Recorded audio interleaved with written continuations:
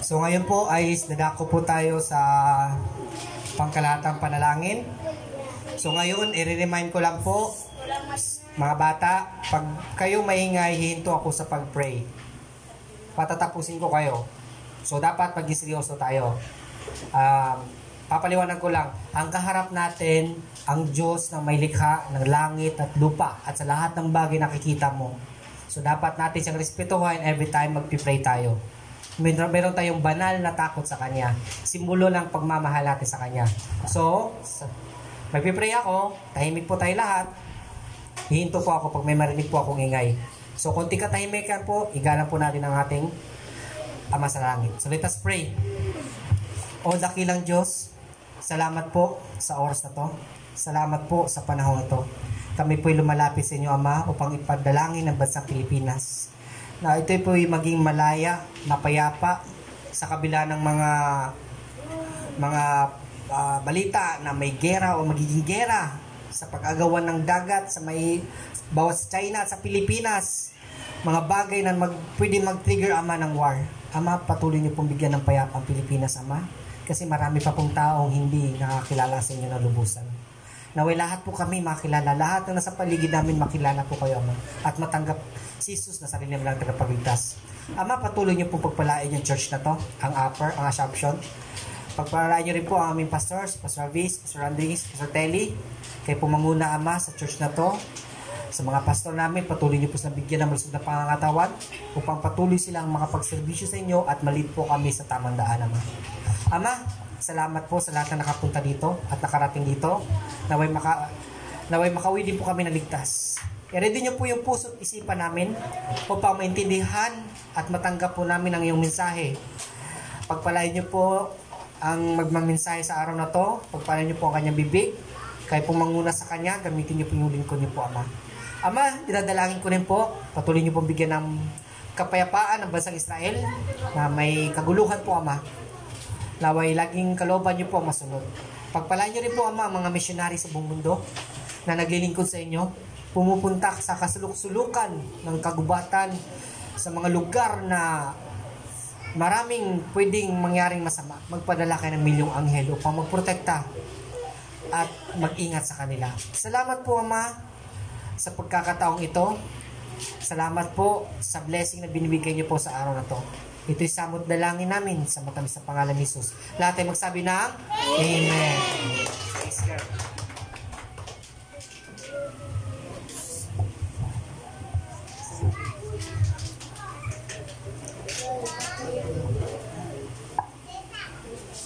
Praise God. Mapagpalang araw po sa ating lahat. Amen po ba?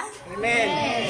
Ay mapagpalang maalinsangan na panahon. Pero salamat dahil kahit ano pa man yan ay pribilehiyo po na tayo ay magsama-sama para muling palakasin, patatagin ang atin pong spiritual na buhay. Muli po, pinapaalala ko kaya tayo nandito dahil naniniwala tayo na ito yung ating spiritual family. Na dito tayo po ay nakakasumpong ng pag-asa, nakakasumpong tayo ng kakalakasan, kagalingan din po sa anumang mga sakit, lalo tigit ang sakit ng ating kaluluwa. So, ipinapaalala ko lang po na ang church ay isang ospital kung saan ay ito yung nilalapitan ng mga may nararamdaman, di ba? May sakit at karamdaman. Tama na po. Tama na. Tama na. Ayusin mo muna din.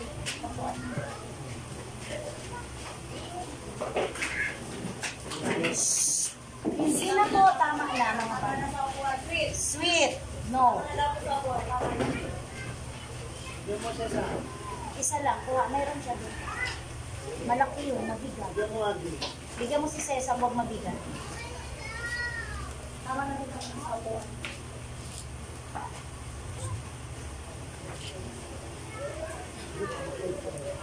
Ayan, so nakita na natin kung gaano kadami at kakonti yung mga adult. Mas marami yung bata. Pero praise the Lord kasi hindi naman yan sila mananatiling bata.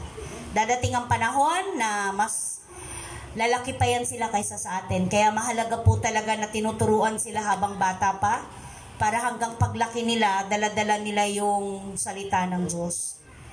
Mag-aral tayo ng salita na magpapatibay muli at magpapalakas sa atin pong faith sa Panginoon. Ang pamagat po ng ating pag-aaralan ngayon ay, ano nga ba yan, kapatid? Ha? At home with the Lord. So, ayan po yung pag-aaralan natin sa aklat ng 2 Corinthians? Opo, 5. Pangalawang Korinto, chapter 5, verse 1 hanggang 10. So, nakikita nyo naman siguro, dyan sa ating monitor yung verse. Basahin po natin, tayo pong lahat ay makiisa. Tayo po tayo. 2 Corinthians. 2 Corinthians chapter 5, verse 1 hanggang 10. Alam natin kapag nasira na ang toldang tinatahanan natin, ngayon ang ating katawang lupa, kami may tahanan sa langit na hindi kailanman masisira. Isang tahanang ginawa ng Diyos at hindi ng tao. Dumaraing kami habang kami nasa toldang ito at labis na nananabik sa aming tahanang makalangit, upang kung mabihisan na kami nito ay hindi kami matagpuang hubad. Habang nakatira pa kami sa toldang ito, kami naghihinagpis at dumaraing, hindi dahil nais na naming iwaksi ang katawang panlupa, kundi dahil mas nais naming mabihisan ng katawang panglangit. Sa gayon, ang buhay na may katapusan ay mapapalitan ng buhay na walang hanggan. Ang Diyos mismo ang naghanda sa amin para sa ganitong pagbabago at ibinigay niya sa amin ang Espiritu bilang katibayan na ito'y matutupad. Kaya't laging malakas ang aming loob. Alam naming habang kami narito pa sa katawang lupa, hindi kami makakapasok sa tahanang inihanda ng Panginoon. Sapagkat mamumuhay kami batay sa pananampalataya at hindi sa mga bagay na nakikita. Malakas ang aming loob at mas gusto pa nga naming iwan ngayon ang katawang ito na aming tinatahanan ngayon upang manirahan na sa piling ng Panginoon. Kaya naman, ang pinakananais namin ay maging kalugod-lugod sa Kanya, maging nasa katawang lupa o maging nasa piling na Niya. Sapagkat lahat tayo haharap sa hukuman ni Kristo at tatanggap ng nararapat ayon sa ating mga ginawang mabuti o masama nang tayo'y nabubuhay pa sa katawang ito. Pinagpala na po ng Diyos ang pagkabasa ng Kanyang salita. Tayo po'y sumandaling manahimik at yumuko. Manalangin po tayo, pangungunahan ko po kayo. Hallelujah! We glorify your holy name, O God. We worship you, Jesus. Amang banal na makapangyarihan sa lahat, patuloy kaming lumalapit sa inyo sa pangalan ng iyong anak na si Jesus na aming Panginoon. Marami pong salamat at may mga tinig kami, may mga lumalabas na tinig sa amin para pasalamatan ka, para purihin ka, para sambahin ka.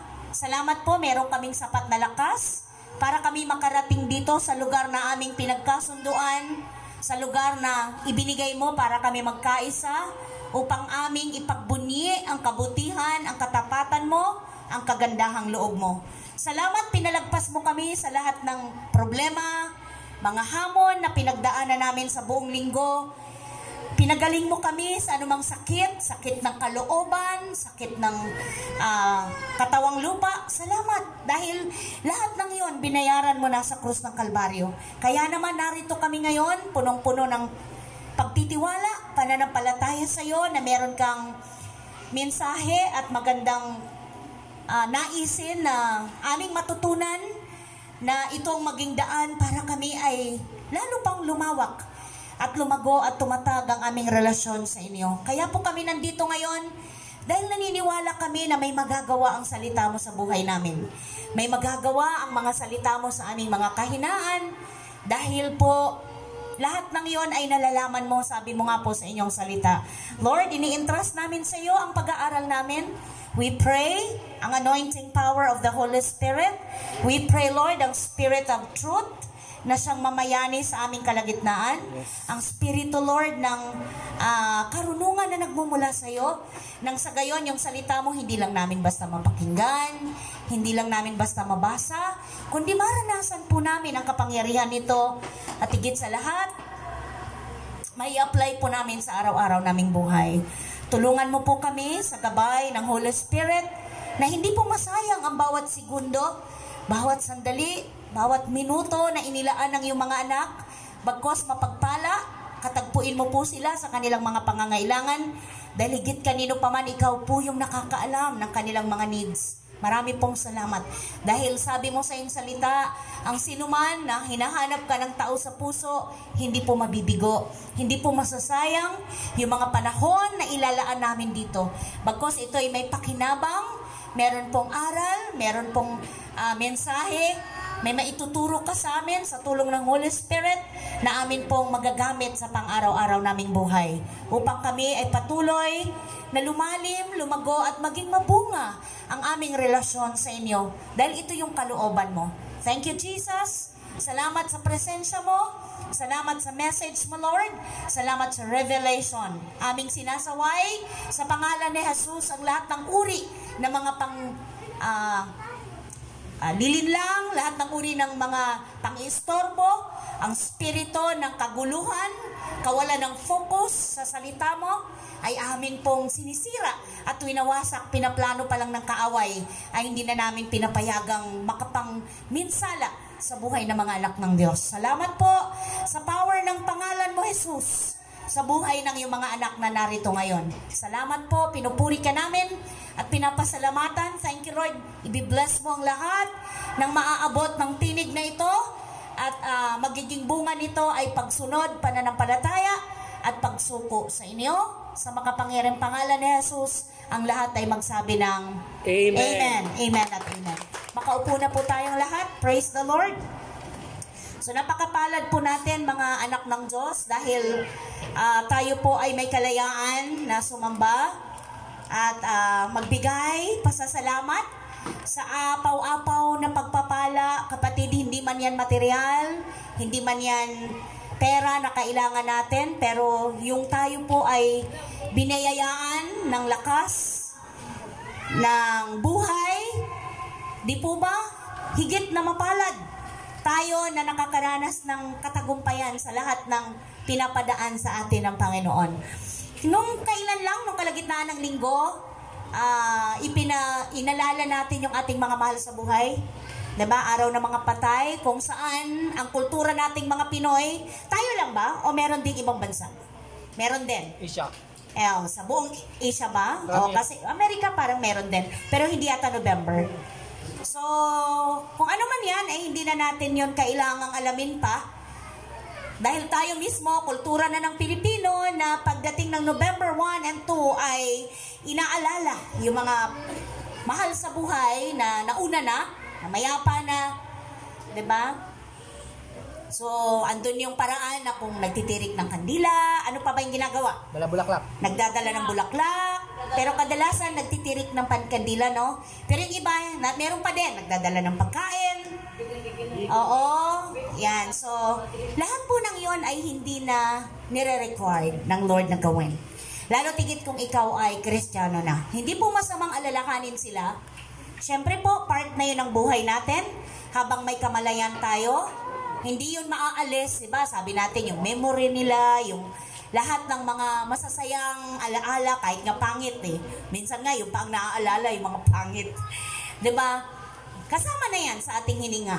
Hanggat may hininga tayo, aalalahanin natin ang ating mga mahal sa buhay. Pero hindi na tama yung to the point na mag-alay pa tayo ng mga pagkain kasi hindi na nila yun makakain.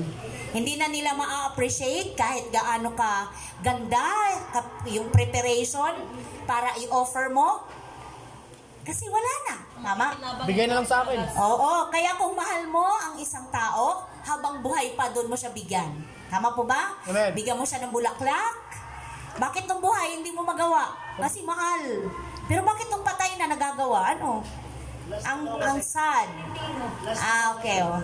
Sana habang buhay pa po, doon tayo magbigay ng mga rose, di ba? Na mga bulaklak na ang mamahal. Pag nagpa-arrange ka pala ng bulaklak, pinakamura na yung 500, napakaliit na nun. Pero kung gusto mo talagang bongga, 3,000. Tama? 5,000, 1,500, yung may mga Bouquet. yung may mga bouquet, yung may mga ribbon. Malay bouquet. Oo, sayang naman po pagdating sa sementeryo, ilalapag mo lang doon. So, hindi po masama. Pupunta tayo doon, alalahanin natin sila, nililinisan natin yung puntod. Okay lang po yun. Pero yung mag-alay pa po tayo ng kung ano-ano, hindi na po nila yon matatanggap. Hindi na po nila ma-appreciate, hindi na nila ma-value. Hindi na nila masasabi, mahal na mahal talaga ako ng taong to. Di na, wala na. Wala na po. Bagkos, alam nyo ba, na tayo pala ang naaalala nila. Alam nyo ba yon? Tayo inaalala natin sila, pero hindi na nila nakikita. Pero tayo, sa katunayan, tayo pala ay naaalala pa nila. Sige nga, kung may proof, sa aklat ng Luke, tama ba ako? 16. 27 to 31. Oh, andyan, di ba? Anong sabi? Luke chapter, pag-aralan natin yan para meron kayong kamalayan sa katotohanan yan. Pagka namatay ang isang tao, tayong mga naiwan ay naaalala pa nila. Totoo po. Dito sa nangyari kay Lazaro at sa mayaman, naalala ng mayaman, tama ba? Opo. Ang kanyang, mga kapatid na naiwan. Kaya ang sabi niya doon, kasi habang nasa pagdurusa siya sa lugar ng Hades, tama ba? O sige, sabihin na lang natin, habang nasa impyerno siya, nagdurusa, nakikiusap sa kay Lazaro na isawsaw ang dulo ng kanyang daliri para maibsan ang init ng kanyang nadarama. Pero ang sabi ni Amang Abraham, hindi pwede. Dahil sa inyo, dahil sa atin pala, yung kung saan ako naroon o saan ka man nandyan, mayroong bangin, may pagitan. Hindi pwedeng pumunta yung nasa lugar ng kapahingahan, hindi pwedeng pumunta sa lugar ng pagdurusa. At lalong hindi pwedeng pumunta yung galing sa pagdurusa o nandun sa pagdurusa, papunta sa lugar sa piling ni Abraham. Sa verse 27, ngunit sinabi ng mayaman, kung gayon po, tama ba? Amang Abraham, ipinakikiusap kong papuntahin na lamang ninyo si Lazaro sa bahay ng aking ama. Sa aking 5 kapatid na lalaki, suguin po ninyo siya upang sila'y bigyang babala nang hindi sila humantong sa dakong ito ng pagdurusa. Kita niyo po, ito yung proof na pagka namatay ang isang tao, naalala niya tayo. Sasabihin ng mga nandun, ay totoo pala talaga yung napag-aralan namin. Totoo pala talaga na may lugar ng pagdurusa at may lugar na buhay na walang hanggan sa piling ng Diyos. So, anong next verse? Ano ba yan? Hanggang 31? 28, 29. Ngunit sinabi sa kanya ni Abraham, nasa kanila ang mga kasulatan ni Moises. Ano yon? Ano po yon? Biblia, Scripture. Nasa kanila na, sabi ni ganon. At ng mga propeta, iyon ang kanilang pakinggan. Pero sumagot yung mayaman, hindi po sapat ang mga yon. Ngunit kung magpapakita sa kanila ang isang patay na muling nabuhay, magsisisi sila at tatalikuran ng kanilang mga kasalanan. Sinabi naman sa kanya ni Abraham, kung ayaw nilang pakinggan ang mga isinulat ni Moises at ang mga propeta, hindi rin nila paniniwalaan kahit ang isang patay na muling nabuhay. Ang katotohanan nun, matatakot lalo yung tao. Kasi mapapatunayang totoong may multo. Diba? So pag nangyari na may muling nabuhay na patay, mas lalong magkakaroon ng dahilan para matakot ang tao. Nagkakaintindihan po ba? Sabi ni Abraham, nasa kanila na ang kautusan. Nasa kanila na ang isinulat ng mga propeta. Kailangan nilang maniwala doon. So ito po yung pinag-uusapan natin, ang Bible. So sabi ni Abraham, kahit kung ayaw nilang maniwala sa Scripture o sa Bible, kahit mabuhay ang isang patay, hindi rin sila maniniwala. So nakikita niyo po yung senaryo? Nakikita niyo yung katotohanan? Na tayo po dito habang tayo nag-aaral, hindi po tayo dumadampot kung saan-saang word lang o kwento. So sinisiguro natin na ang ating pinag-uusapan, na ang ating pinag-aaralan ay nasa Biblia. Kasi Sabi ng salita ng Diyos, makikilala ninyo ang katotohanan at ang katotohanan ang siyang magpapalaya sa inyo. So malinaw na po na pag namatay ang iyong kaibigan, mahal sa buhay, kakilala, kumpare, kumare, naaalala niya tayo. Kaya mapalad yung mahal natin sa buhay na bago nalagutan ng hininga ay nakakilala sa Panginoon. Tumanggap kay Kristo bilang Panginoong tagapagligtas sapagkat ito yung pag-uusapan natin ngayon. At home with the Lord. Sabihin nyo nga po sa inyong katabi, kapatid. Kapatid, Gusto mo ba gusto mo ba? Gusto mo ba? sa piling ng ating Panginoon? Piling mo namin, gusto mo ngayon na. Amen. Ngayon na. Para wala ng pagod. Wala na, Wala ng problema, wala ng init. Hindi na tayo iiyak. Hindi na sasama ang loob natin. Tama ba? Amen. Kasi sabi doon, papawiin lahat ng luha. Hindi na tayo magpapagod para mabuhay. Wala nang umaga at gabi. Pare-pareho ang oras. Ang 1,000 taon sa Diyos ay isang araw lang. Can you imagine, di ba? Tayo nga, naiinip na tayo pagka yung mga ilang araw nga na wala kaming hanap buhay, 3 days, 4, feeling ko 1 buwan na akong nakatenga. Parang, So yan, no? parang December, no? Parang December. So ayan po pag-aaralan natin ngayon. Isa-isahin po natin yung word na binasa natin kanina sa 2 Corinthians chapter 5 verse 1 to 10. Pag-usapan po natin yung katotohanan na kung anong mangyayari at saan tayo pupunta pag dumating na yung takdang oras na tayo po ay pauuwiin na ng Panginoon sa piling niya.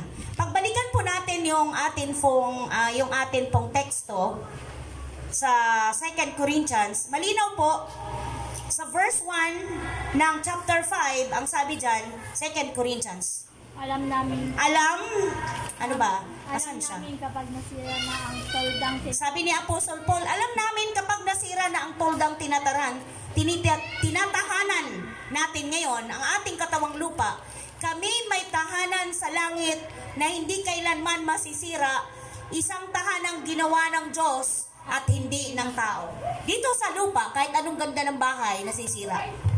Kahit gaano kalaking mansyon, kahit mga magagara pa yan, at gaano kang kamamahal ang mga materyales, masisira at masisira yan pag dekada na ang dumaan.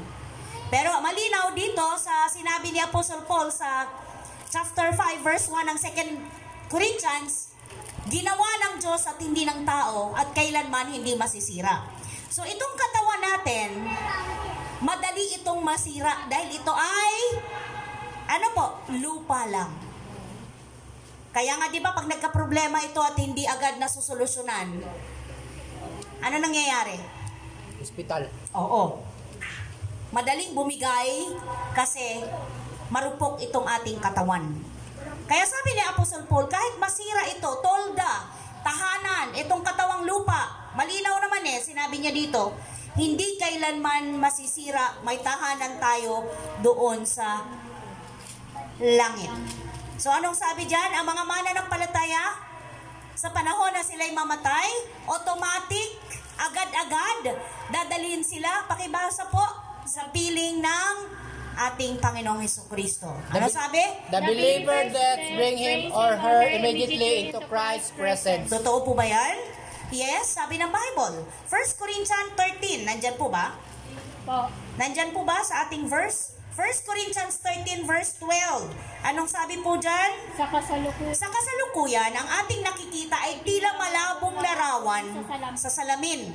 Subalit darating ang araw na ang lahat ay makikita natin ng harapan. Bahagya lamang ang nalalaman ko ngayon.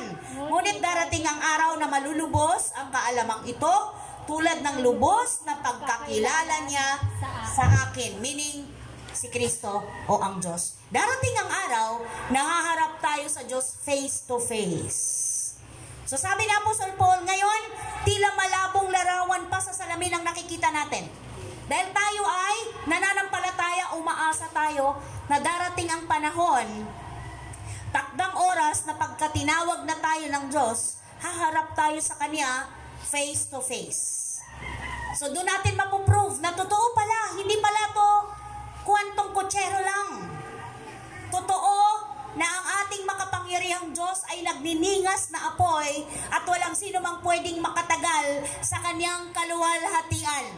Amen po ba? Amen. Sa kanyang kapangyarihan. Kaya sino ka na kaya mong i-drawing ang mukha ng ating manlilikha? Hello? Hindi mo kayang tingnan ang kanyang kaluwalhatian. Sa pagdating na lang ng takdang araw, kapatid, sa pagharap mo sa Diyos, doon mo siya makikita ng mukhaan. Pero hindi mo kayang ilarawan ang kanyang mukha. Hindi mo kayang i-drawing kung sino, kung ano ang itsura ng ating Panginoon. So sabi dyan, sabi ko nga kanina, isa-isahin natin yung verse, nabasa na natin yung verse 1. Verse 2, dumaraing kami habang kami nasa toldang ito. Totoo ba? Habang andito tayo sa katawang lupa, hindi maiwasan na hindi tayo dumaing sa hirap. Lalo na pag may mga nararamdaman tayo sa ating katawang lupang ito. Tama po ba? Kami nasa toldang ito at labis na nananabik sa aming tahanan. Balik ka kapatid, nandyan ba? Verse 2 sa 2 Corinthians chapter 5 para makasunod po ang lahat. Dumaraing kami habang kami nasa toldang ito at labis na nananabik sa aming tahanang makalangit. Ang next, upang kung mabihisan na kami nito ay hindi kami matagpo ang hubad. Habang nakatira pa kami sa toldang ito, kami naghihinagpis at dumaraing hindi dahil nais na naming iwaksi ang katawang panlupa, kundi dahil nais naming mabihisan na ng katawang panlangit. Sa gayon, ang buhay na may katapusan ay mapapalitan ng buhay na walang hanggan. So mga kapatid ko sa pananampalataya, wag na tayong magtaka. Dahil habang tayo po ay nandito sa katawang lupang ito, hindi tayo exempted sa mga mararamdaman. Habang andito pa tayo sa katawang lupa, normal na masaktan ka. Tama po ba? Normal na mahirapan ka. Kaya imbes na mag-complain, magpasalamat na meron tayong Diyos na nalalapitan anytime, kahit saan. Anuman kapatid ang nararamdaman mo, sa Diyos ka lumapit, sa Diyos ka lumuhod, sa Diyos ka magsumbong. Amen po ba? Dahil sa Diyos ka lang makakakuha ng tunay na katarungan. Dito sa lupa, walang patas. Tama po ba? Kung mapapansin mo, gagawan mo ng mabuti ang iyong kapwa, taliwas ang iyong matatanggap. Tama po ba? Huwag na tayong lumayo. Sa loob na lang ng tahanan, sa atin na lang. Lahat gagawin natin para magkasundo. Tama po ba? Lahat gagawin natin para maayos. Magpasalamat kayo kung ang inyong mga magulang ay merong pagkatakot at pagkakilala sa Panginoon. Dahil sisiguraduhin ko sa inyo na walang minuto, walang segundo na hindi kayo pinapanalangin ng mga yan. Tama po ba mga kapatid ko? Kung kayo naman mga anak ang nakakakilala ng una at ang inyong mga magulang ay hindi pa, hingin nyo sa Diyos na sa tuwi-tuwi nang lumuhod kayo, hindi nyo makakalimutan ng inyong mga magulang ipanalangin. Dahil wala po talagang laban dito sa mundo na maipapanalo kung hindi mo kasama ang Diyos. Hindi tumitigil ang kalaban, lalo na ngayon na alam niya na malapit na ang wakas. At malapit na siyang wakasan. Malapit na siyang parusahan. Dahil sabi ko nga kanina, ang 1,000 taon sa Diyos ay isang araw lang. Kaya ganun ang nangyayari sa mundong ito. Hindi siya titigil. Gagawa siya ng lahat ng paraan para magkagulo, para magkasira. Yung dating close, nagkakaaway. Yung dating maayos, magulo. Tama po ba? Huwag na tayo magtaka. Dahil ang prinsipe ng mundong ito, si Satanas. Kaya nga tayo nandito lagi para mapaalalahanan ka kapatid, para maturuan ka kapatid, para muli kang magising kapatid, na ang kalaban mo ay hindi ang iyong kapwa, hindi ang iyong asawa, hindi ang iyong anak, hindi ang iyong manugang, hindi ang iyong biyanan, hindi ang iyong kapitbahay, hindi ang iyong kapwa, kundi ang spirito na galing sa kaaway. Lagi siyang gumagawa ng paraan para tayong lahat ay hindi maging isa. Tandaan natin, ang pag-isa or pag-unite ay galing lang sa Lord. Pag meron tayong naramdaman ng pagkakanya-kanya, yan ay galing sa kaaway. Kaya sabi sa Romans 8:22-23, Romans, andyan po ba? Romans, kapatid, meron ba? Meron. 8, anong sabi sa 8? Verse ano yan? 22. 22.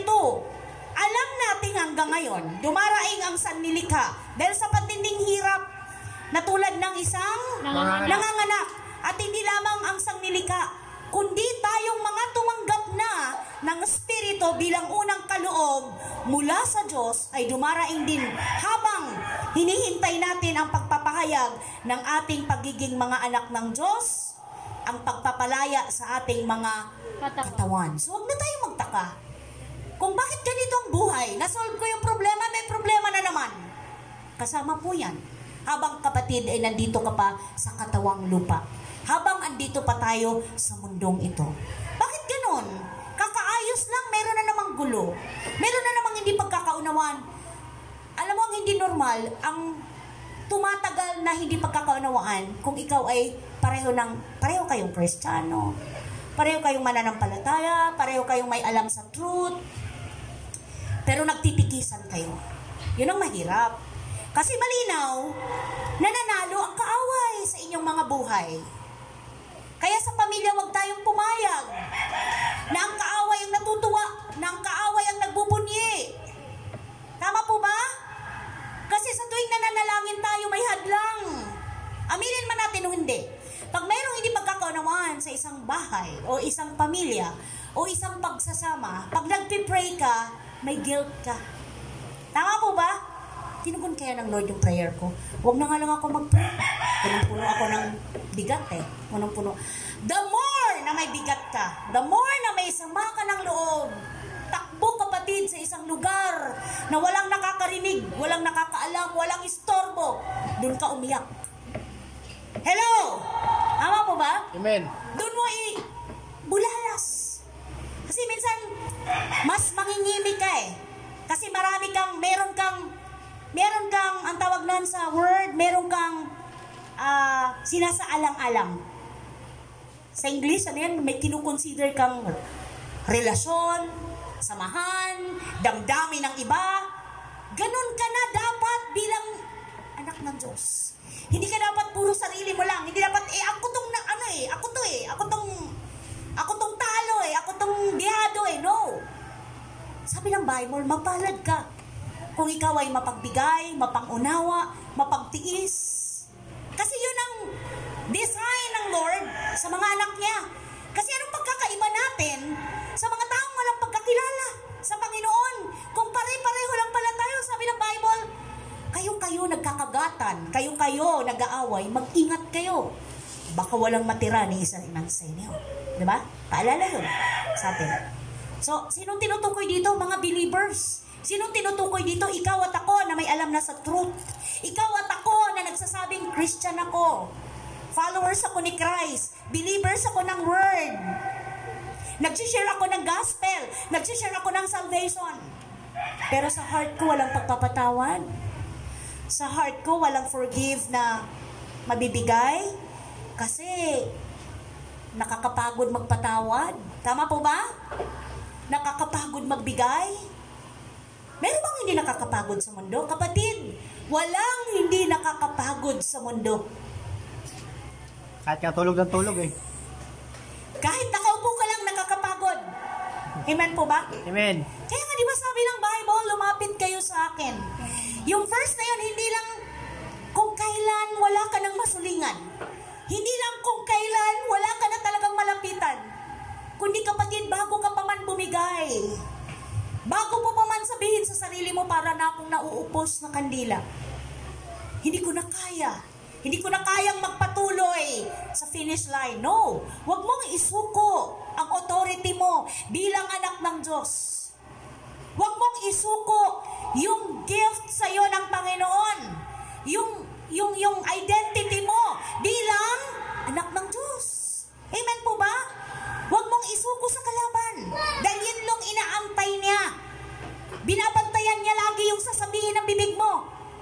Ano ba tong buhay na to? Meron pa tayong word na malas, Meron pa tayong word na ginagamit lang ng mundo. No. Hindi tayo dapat gano'n. Anak ka na ng Diyos, kaya ang dapat lagi mong sabihin, lahat makakaya ko, lahat malalagpasan ko sa tulong ng Panginoon. Amen po ba? Amen. Lahat, di ba anong sabi ng Bible? All things work together for good, for those who love God, for those who live according to His purpose. So lahat ng bagay, pati ba naman to, natalo na nga ako, nalugi na, nagka-problema na, may word pa ang mundo, nagka-letse-letse na, lahat pa ba yan makakabuti? Lahat ng yan, may layunin ng Diyos kung bakit niya ipinahintulot.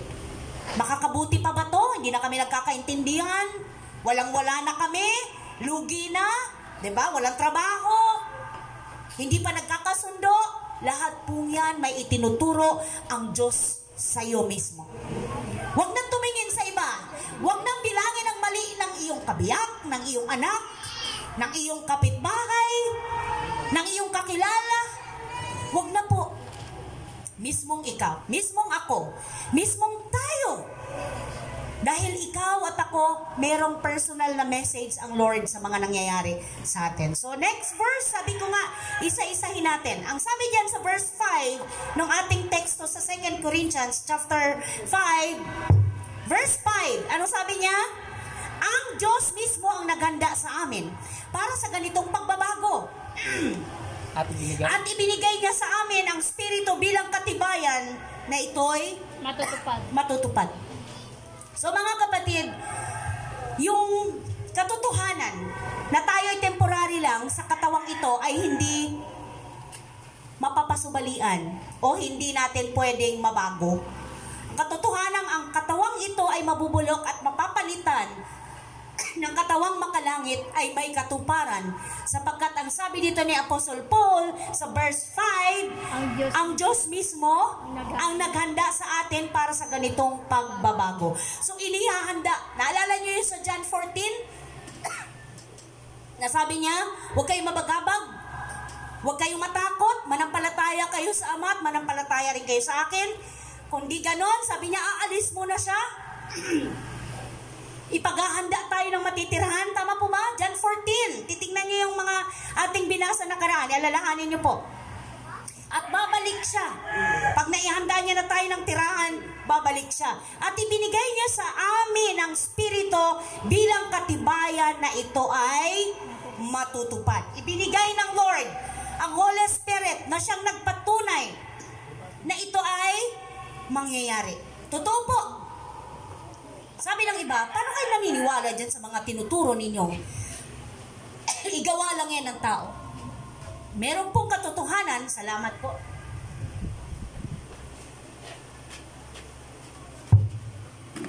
Dahil ang mismong nagpatunay nito ay ang Holy Spirit. Aklat ng Ephesians, ito po yung ating supporting verse para mas lalo nating mapagtibay ang ating pinag-uusapan. Chapter, ano yan kapatid? 1 ng Ephesians, verse 13 to 14.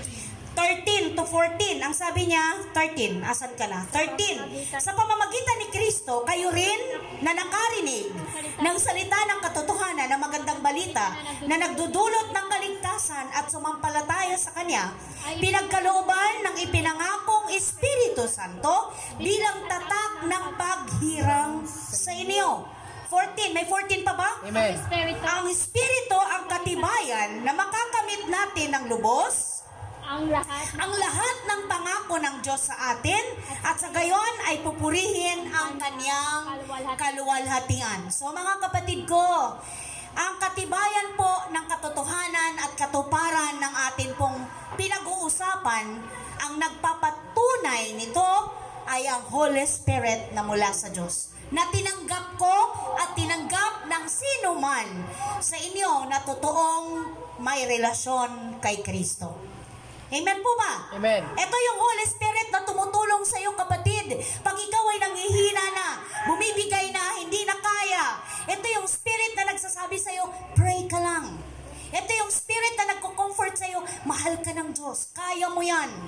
Tama po ba? Ito yung Spirit na nagsasabi sa iyo, wag yan. Hindi malulugod ang Diyos. Ito yung spirit na tutulong sa iyo para tanggihan ang lahat ng temptation. Lalo tigit temptation sa kasalanan. So sa pagpapatuloy natin sa verse 6, ano bang sabi sa verse 6? Balik. Sa verse 2 Corinthians. Kaya't laging malakas. Kaya't laging malakas ang aming loob. Alam namin Habang kami narito pa sa katawang lupa, hindi kami makakapasok sa tahanan na inihanda ng Panginoon. ng Panginoon. Amen. Kaya nga ang verse na nakita natin dyan at ibinigay ng Lord ay nasa 1 Corinthians chapter 15. Hindi pwedeng pumasok sa inihanda ng Panginoon doon sa langit ang katawang ito dahil makasalanan. Kaya sabi ni Apostle Paul sa 1 Peter 15 ba? Tama? Opo. 15. 1 Corinthians 15 verse, ano yan kapatid? 53. 53 verse 54. 54. Ang sabi niya, ang ating katawang nabubulok, tama po ba? Amen. Ay mapapalitan ng hindi Nabubulok. At At ang katawang mamamatay ay mapapalitan ng katawang hindi mamamatay. Kaya nga yung istorya or ang katotohanan nung kay Lazaro at mayaman, hindi siya namatay. Buhay yung 5 senses niya. Diba? Ano bang 5 senses? Eyes. Nakita niya si Lazaro sa kabila. Tama po ba? Ano yung senses ng taste? Diba yung nakaramdam siya ng init? Kaya sabi niya isawsaw yung daliri man lang para maibsan yung init. Ano pa? Wow. Ano pa yung pandama? Ano ba yon? Taste. Nakaramdam siya ng Init. Hindi. Doon tayo sa taste. Anong naramdaman niya? Bakit niya kailangan ipasugo si Lazaro? Pabalikin. Init? Ano pa? Hirap, okay? Ano pa? Meron. Anong naramdaman niya? Bakit? Sabi niya, kung hindi pala pwedeng pumunta rito si Lazaro, pabalikin mo na lang sa lupa. Galit? Hindi galit, anak. Hindi galit. Ha? Pakiramdam na ano? Sabi niya, pabalikin mo nga yan si Lazaro, maawa ka. Kasi may 5 pa akong kapatid. Ayokong mapunta sila dito. O ano? Concern. Concern. Naawa siya. So, ganun pala. Naalala tayo ng ating mga mahal sa buhay. Kaya sinasabi nung mahal natin sa buhay na nasa piling ng Panginoon, bumalik. Pwede mo bang bumalik ako kasi babalikan ko si Jess. Ay, thank you, Lord. Balikan ko si Jess. Kasi gusto ko si Jess maging totoong mag-surrender ng buhay sa Panginoon. Kasi gusto ko siyang makasama dito sa piling ng Lord. O, diba? Ang sarap. Ang sarap na nandun tayo sa piling ng ating Diyos na buhay. Anong next verse yan, kapatid? 15 verse 54. At kapag ang nabubulok ay napalitan na, tama ba? Nang di nabubulok, at ang may kamatayan ay napalitan ng walang kamatayan, matutupad na ang sinasabi ng kasulatan na lupig na ang kamatayan, lubos na ang tagumpay. Kasi nga ang kamatayan, ang kamandag nito ay ano? Ano ang kamandag? Ang kabayaran ng kasalanan ay? Kamatayan. So ano ang kamandag ng kamatayan? Kasalanan. Very good. Kasalanan. Yun ang kamandag nito. Kaya namamatay ang tao. Kasi makasalanan. Pero ang kaloob ng Diyos ay buhay na walang hanggan sa pamamagitan ng ano? Ng Grace from Heaven Church? Sa pamamagitan ni Kristo. Yes, Jesus Christ lang, kapatid. Walang iba. Verse 7. Balik tayo sa ating teksto para hindi tayo mawala. Verse 7, anong sabi sa 7? Sapagkat namumuhay kami, batay, sa pananampalataya at hindi sa mga bagay na nakikita. Bakit ini-encourage tayo na Apostle Paul? Na we live dapat by faith, not by sight. We live by faith, not by sight. Bakit? Sabi niya sa 2 Corinthians, tama ba? 2 Corinthians ba yan? 2 Corinthians 4:18. Anong sabi dyan, kapatid? Kaya't ang paningin namin ay nakatuon sa mga bagay na di nakikita at hindi sa mga bagay na nakikita. Bakit kaya? Sapagkat panandalian lamang ang mga bagay na nakikita, ngunit walang hanggan ang mga bagay na di nakikita. Kaya pala tayo in-encourage si Apostle Paul na mag-focus kayo sa mga bagay na hindi nakikita. Kunyari, bakit ba ako magpapakahirap, banal-banal? Magkaalaman na bandang huli. Hindi pwede yon. Kasi pag nandun ka na, hindi mo pwede sabihin, pwede Lord, take 2. Totoo pala magpapakabait na ako. Susunod na ako sa iyo, bigyan mo akong chance. Wala na po. Ang chance natin ay ngayon. Sabihin mo nga sa katabi mo, kapatid. Ngayon ang chance. Habang buhay ka pa. Amen. Totoo. Habang tayo'y buhay, ito ang chance natin. So, 8 and 9, ano ba sabi dyan sa 8 and 9? Malakas ang aming loob at mas gusto pa naming iwan ang katawang ito na aming tinatahanan ngayon upang manirahan na sa piling ng Panginoon. Kaya naman, ang pinakananais namin ay maging kalugod-lugod sa Kanya, maging nasa katawang lupa, o maging nasa piling na niya. Ito yung sinasabi dyan ni Apostle Paul. For me, andyan po ba? For to me to live is Christ and to die is gain. For me to live is Christ and to die is gain. So sabi niya ni Apostle Pablo sa Philippians, tama po ba? 1 verse 20 to 21. 20 to 21. Ang sabi niya, sapagkat para sa akin ang buhay, tama po ba? Ang aking pinakananais at tinaasahan ay hindi ako mapahiya sa anumang bagay, kundi sa lahat ng panahon at lalo na ngayon ay buong tapang kong maparangalan si Kristo sa buhay man o sa kamatayan. Sapagkat para sa akin ang buhay ay para kay Kristo at ang kamatayan ay pakinabang. Totoo. Pakinabang talaga sa atin pag nawala na tayo kasi wala nang hirap eh. Wala nang pagod, nandun na, nagpupuri na lang sa Lord. Wala nang iisiping, ano kayang kakainin namin? Paano kaya sasapat yung meron kami? Paano kaya aabot, 'di ba? Hindi, wala na. Kaya pakinabang ang kamatayan. Ngunit, kung ikaw kapatid ay buhay pa hanggang ngayon, mamuhay ka ayon kay Kristo. Kasi ikaw ay binigyan ng Lord ng chance na malaman ang katotohanan at iniligtas kanya kapatid mula sa kamandag ng kasalanan.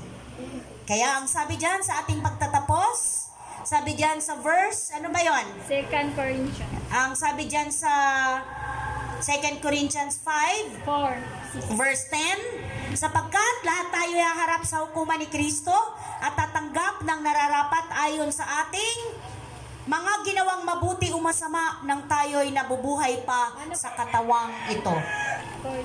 Opo, yung ating verse kanina, sa teksto natin, tinapos ko lang hanggang 10. So, ang ating pagtatapos naman ay nandyan sa 2 Corinthians 4:16. Kaya't hindi nasisiraan ang aming loob. Kapatid, tingnan nyo tong word. Kahit na umihina ang aming katawang lupa, patuloy namang pinalalakas ang aming espiritu araw-araw. So, paano mo mapapalakas ang spirit mo, kapatid, araw-araw? Through reading the Word of God and through prayer. Devotion, dahil once a week lang tayo kadalasang magkikita. Once a week lang tayo nagkaka-encourage. Mapalad na kung may twice a week kasi may umaattend ng prayer meeting, may umaattend ng Bible study, pero kadalasan talaga once lang, pag Sunday lang. So palakasin mo, kapatid, ang spirit mo, maya-maya kahit nasa jeep ka, kahit anong ginagawa mo, kahit naglalaba ka, sandaling pikit, kahit kang hindi pumikit, yumuko ka lang, maraming salamat, Lord. Itong mga kamay ko may lakas para gawin ang mga responsibilidad ko. Diba? Thank you, Lord, binigyan mo ako ng chance mapaglingkuran ang pamilya ko, mapaglingkuran ang bawat, tama po ba? So makita nawa sa akin, Lord, ikaw na pinagmumula ng buhay na pag-asa, kaya ako nagagawang masaya. Kahit nahirap na, Lord, yung katawang lupa ko, pero yung spirit ko malakas. Amen po ba? Amen. Kaya nakagawa kong umiti, kaya nagagawa kong mag-reach out. Kaya mo yan. Kasi ikaw ang unang nire-reach out ng Spirit.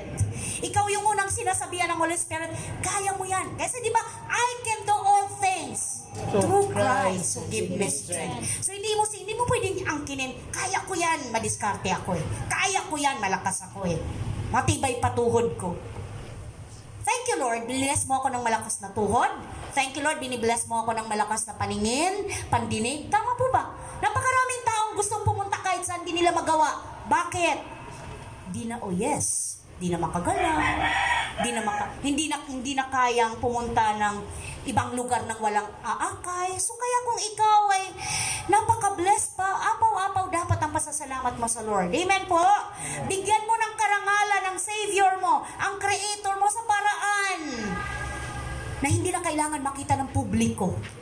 Ito kasing ginagawa natin, public testimony ito, na nararanasan natin ang goodness, ang grace, ang mercy ng Lord, ang favor ng Lord. Kasi gusto ng Lord na makita ng iba na napaparangalan natin siya, na totoo, na na-experience natin yung ating pinag-aaralan, yung ating natatanggap na word. Bago man natin ito i-share sa iba, ikaw at ako muna yung nakakaranas ng bisa at kapangyarihan nito. Nagkakaintindihan po ba mga kapatid? So itong araw ng Sunday, salamat Lord, may Sunday na naman. Kasi darating talaga ang araw, gustuhin man natin, hindi na, wala na.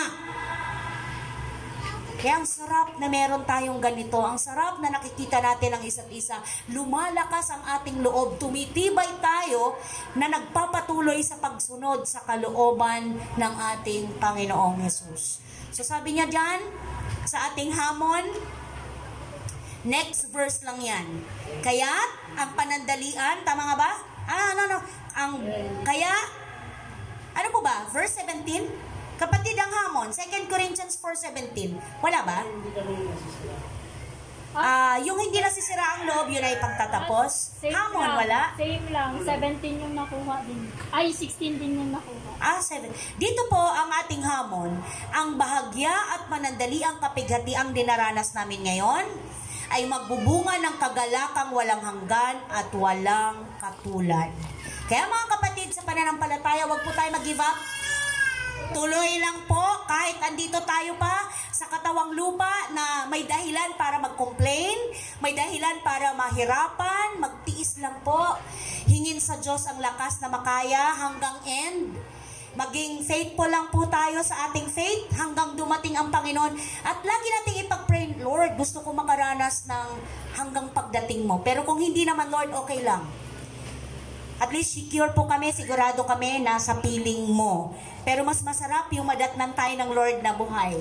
Kasi makakasama tayo sa alapaap. Amen po? Amen. Lahat po tayo tumayo. At meron po tayong mabilis lang po. Ilang minuto lang, 10 minutes, kaya natin sa biyaya ng Lord. Saan si Kim? Nasaan si... para ipag-pray po. Pwede pong pakipalitan si Kim. Sino bang pwede?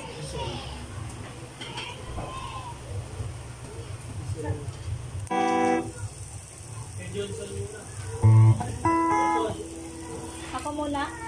Opo, kasi si Johnson ay nasa Saro at si Kim ay nasa Tinapay.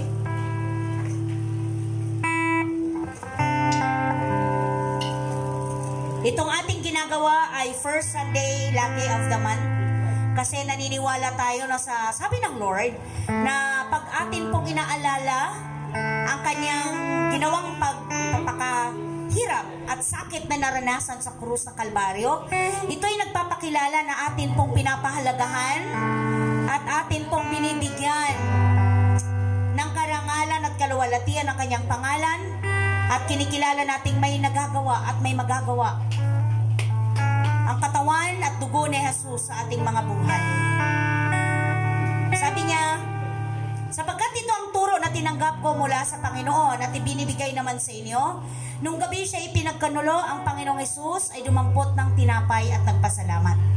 Kaya sabi niya, ang sino mang kumain ng tinapay at uminom sa kopa ng Panginoon sa paraang di nararapat, ay nagkakasala sa katawan at dugo ng Panginoon. Kaya dapat siyasatin ng tao ang kanyang sarili bago siya kumain ng tinapay at uminom ng kopa. Sapagkat ang sinumang kumain at uminom ng hindi kinikilala ang kahalagahan ng katawan ng Panginoon ay kumakain at umiinom ng kahatulan laban sa kanyang sarili. Ito ang dahilan kung bakit mahihina at sakitin ang marami sa inyo at may ilan ngang namatay na. Kung siyasatin natin ang ating sarili, hindi tayo hahatulan ng Panginoon.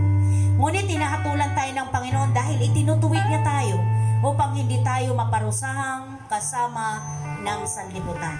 Praise God! Ipanalangin niyo na po. Panalangin po muna natin ng Saro.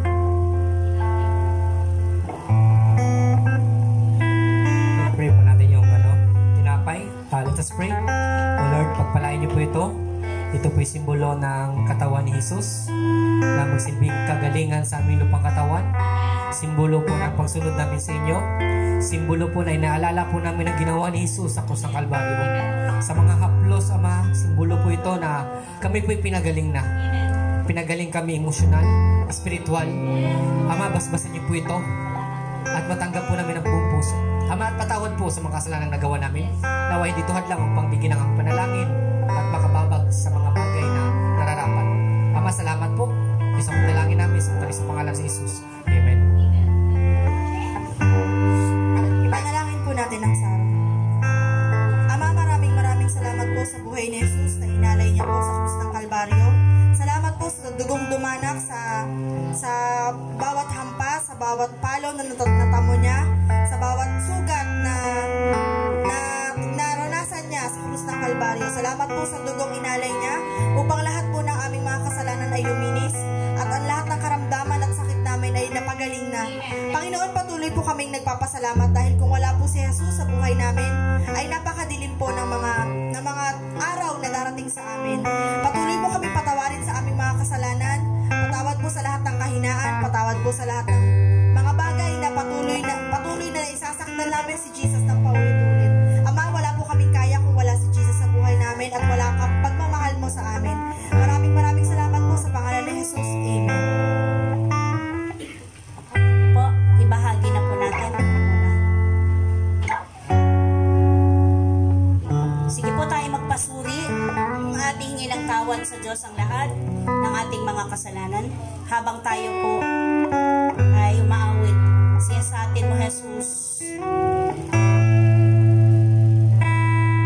Siya sa atin mo, Jesus, ang puso ko sa kasalanang nagawa laban sa'yo.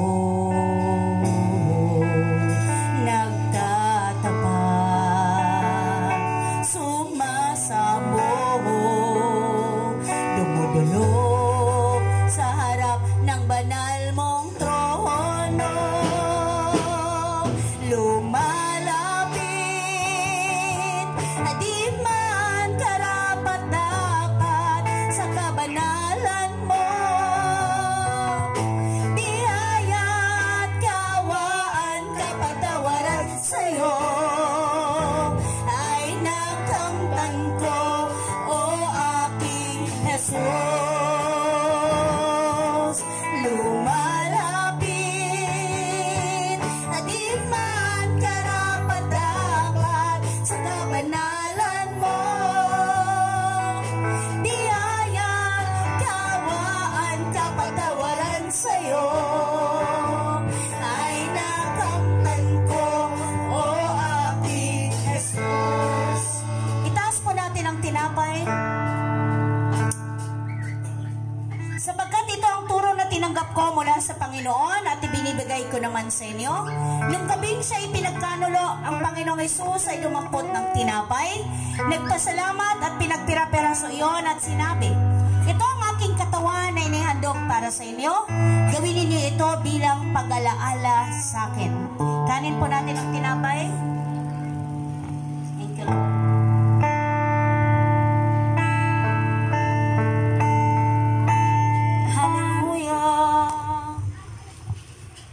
Ito ang tinapay ng buhay, kanin mo ibahagi. Ito ang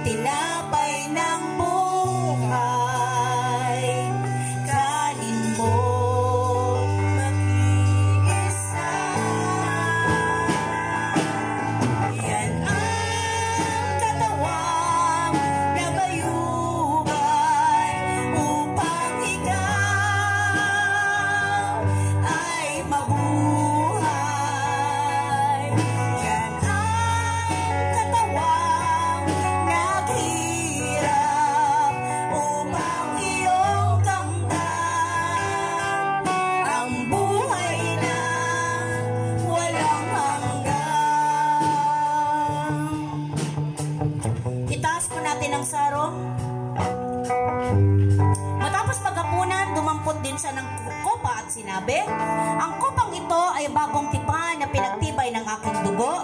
Tuwing iinumin ninyo ito, gawin ninyo ito bilang pag-alaala sa akin." Inumin po natin ang saro. Thank you, Lord.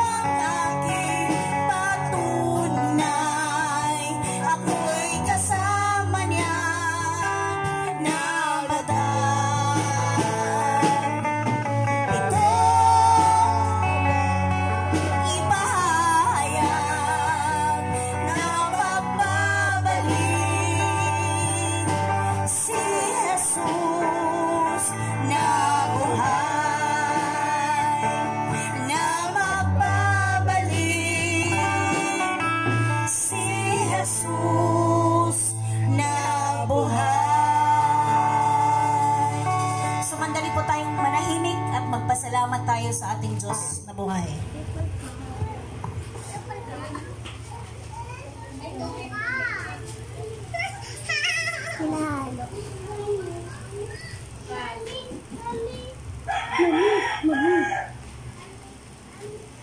Diyos na makapangyarihan sa lahat, Ama naming nasa langit, maraming salamat sa dakila mong pagmamahal. Ibinigay mo ang iyong bugtong na anak upang ang lahat sa amin na sumampalataya ay magkaroon ng buhay na walang hanggan. Salamat sa ginawa mo, Panginoon, sa krus ng Kalbaryo. Dahil dito kami napatawad sa aming mga kasalanan, pinagaling mo sa lahat ng sakit at karamdaman, lalo tigit sa karamdaman at sakit ng aming kaluluwa. Sa iyo po ang papuri at pasasalamat sa makapangyarihang pangalan ni Jesus. Ang lahat po ay magsabi ng Amen.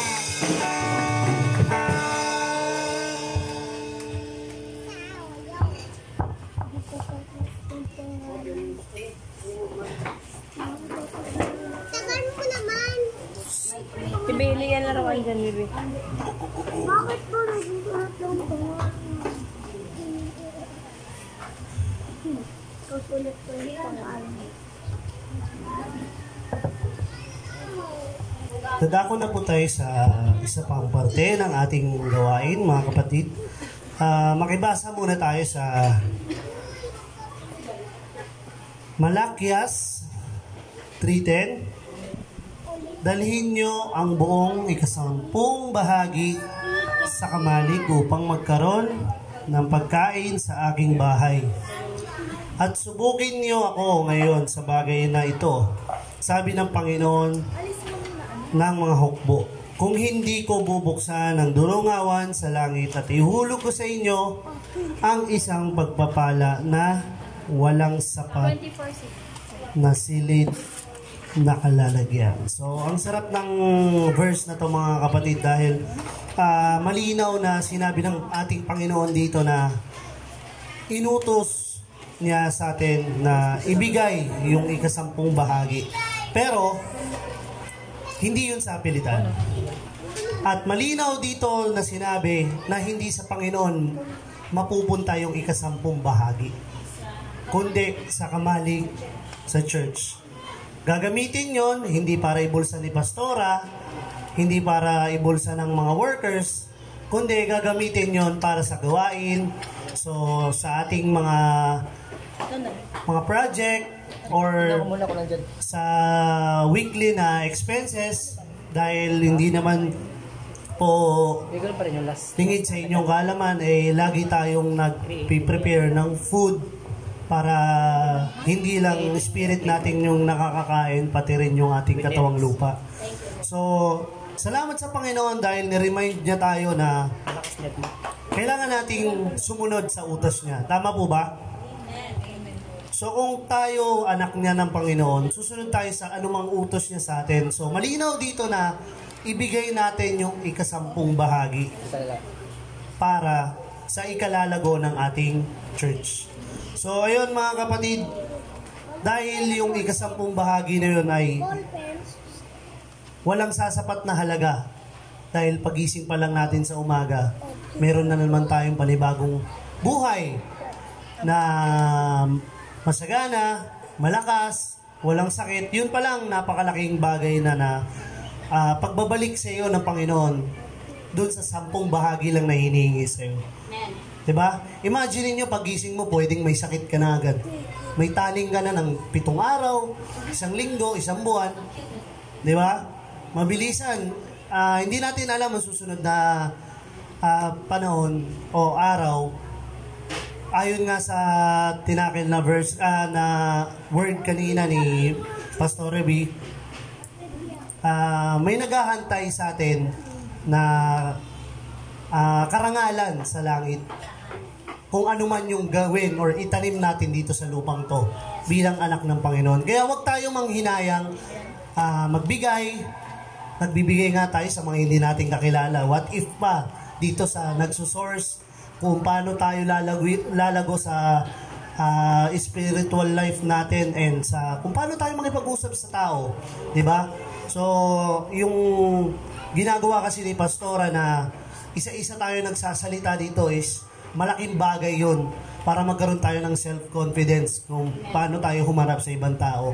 At higit sa lahat, kung paano tayo makipag-usap sa Ama nating nasa langit.